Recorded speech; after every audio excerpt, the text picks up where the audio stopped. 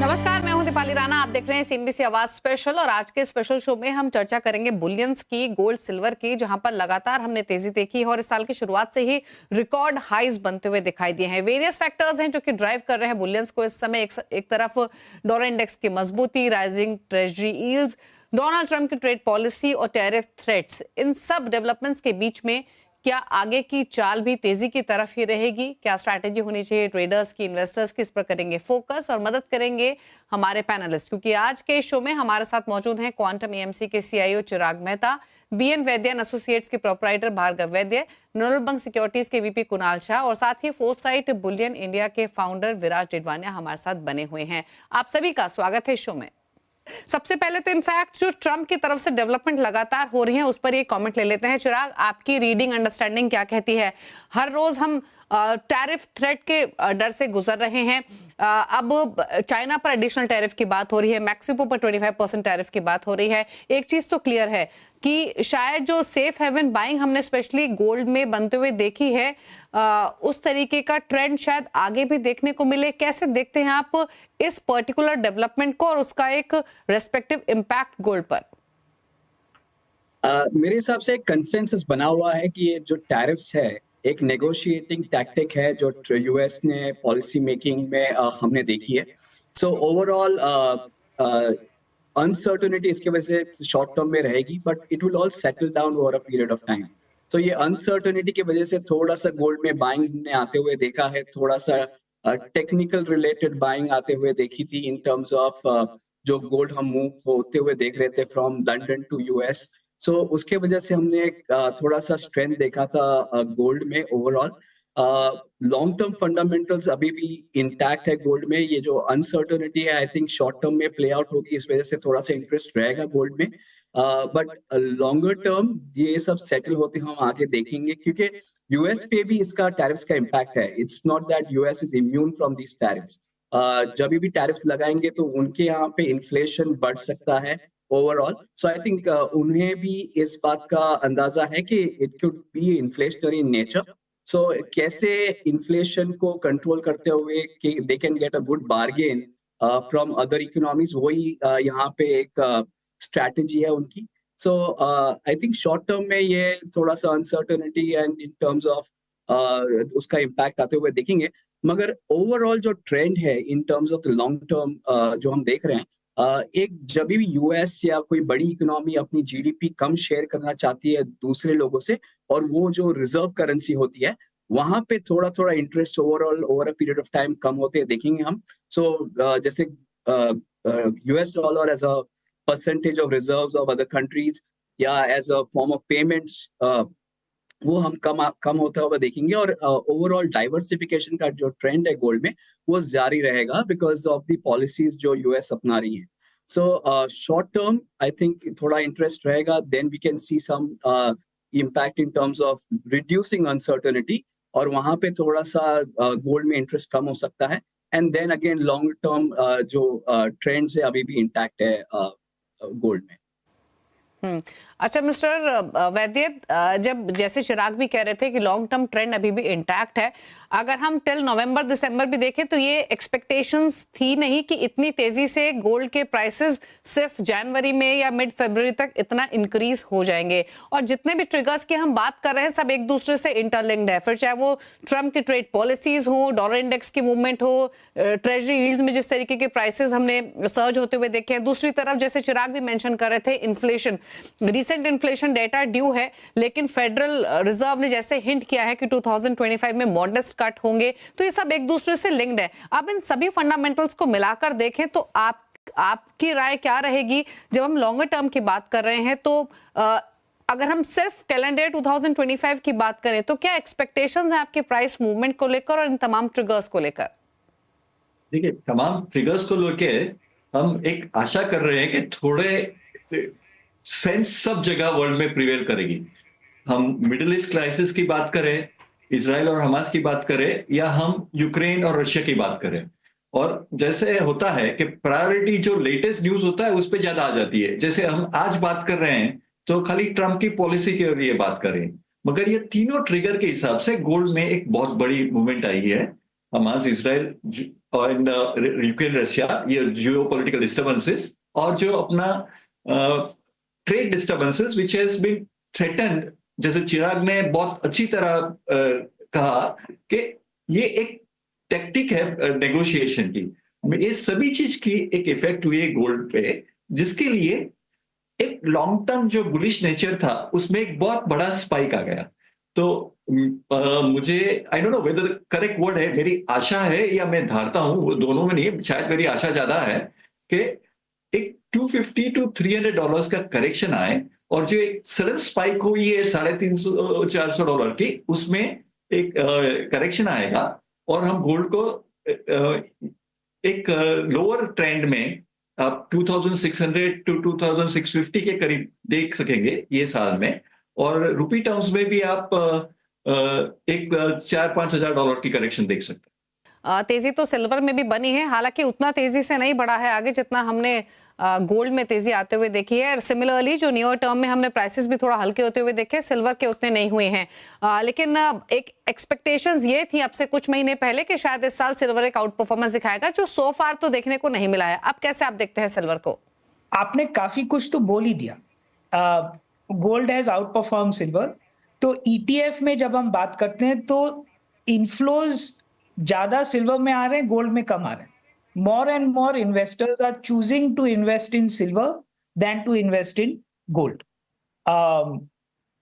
और जब हम फिजिकल का बात करें तो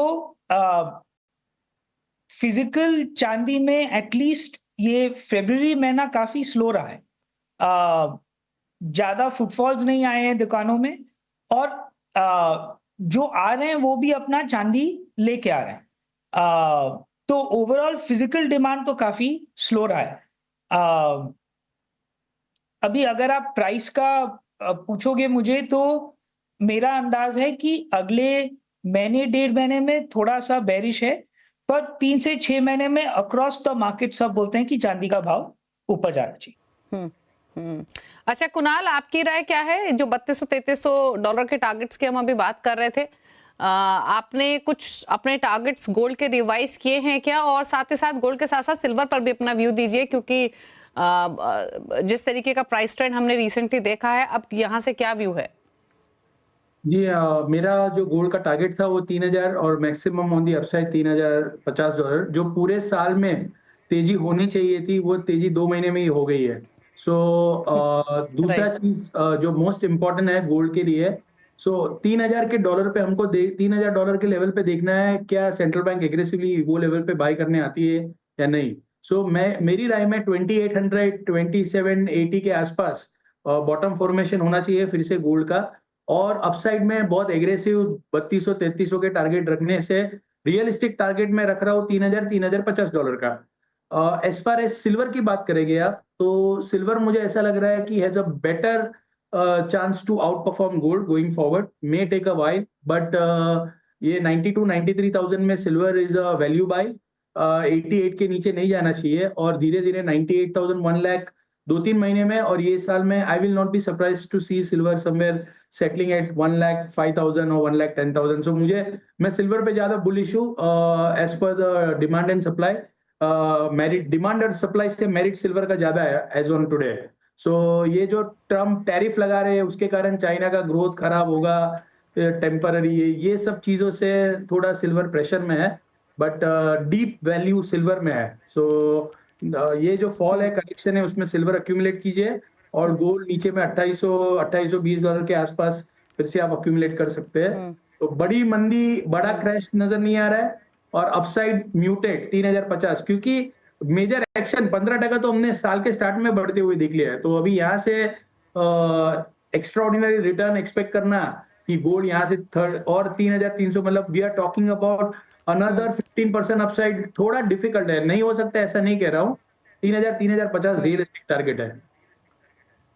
ओके, तो चलिए, तो टारगेट्स की बात हुई और एक ब्रॉडर आउटलुक दिया आपको लॉन्ग टर्म पर्सपेक्टिव से कुणाल आपसे नियर टर्म व्यू भी लेंगे, ट्रेडिंग पर्सपेक्टिव से भी सोने चांदी के भाव को लेकर क्या राय है आपकी, लेकिन उससे पहले क्विकली एक राय चिराग की और ले लेते हैं। अच्छा चिराग, ये बताइए, अब जैसे जो तमाम पैनलिस्ट है सब यही मानते हैं कि लॉन्ग टर्म जो ब्रॉडर आउटलुक है गोल्ड को लेकर वो पॉजिटिव ही है, तो अभी इन्वेस्टर्स को आप क्या सजेशंस दे रहे हैं, अपने क्लाइंट्स को क्या सजेशंस दे रहे हैं? दो तरीके के इन्वेस्टर्स होंगे आई एम श्योर, एक वो जो अच्छे प्रॉफिट्स पर हैं, क्या उन्हें थोड़ा प्रॉफिट लेना चाहिए, और दूसरी तरफ वो जो अभी भी एंट्री जिन्होंने मिस कर दी है और आप प्लान कर रहे हैं, दोनों के लिए आपका सजेशन क्या है?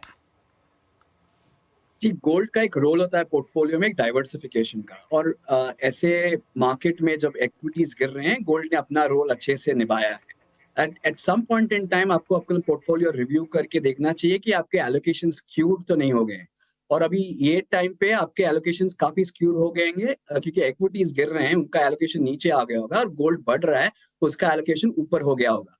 सो आई थिंक एक अच्छा टाइम है रीबैलेंस करने का एलोकेशन, थोड़ा सा एट दिस लेवल और स्लाइटली हायर फ्रॉम हियर आप थोड़ा सा रीबैलेंस कर सकते हैं पोर्टफोलियो को, जहाँ पे थोड़ा सा गोल्ड में आप सेल करके इक्विटीज में वो इन्वेस्ट कर सकते हैं।